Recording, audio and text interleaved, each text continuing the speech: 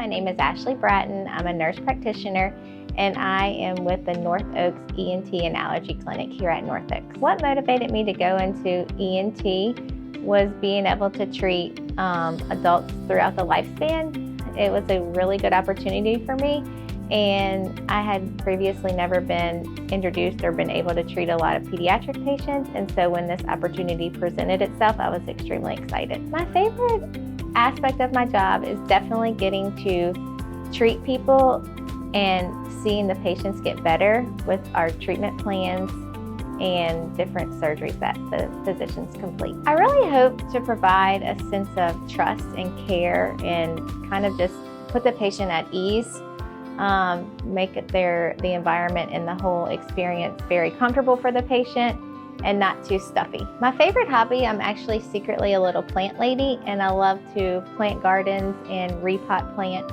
I have a mild obsession with ferns. My favorite way to spend the day off is definitely on the water. We have a camp on the river that we spend most weekends, so we boat and just hang out and relax. Instantly makes my day better is definitely when I pick the kids up from school and a big hug from my boys. My most used iPhone app is probably my Sam's Club Plus app. It's for grocery pickup.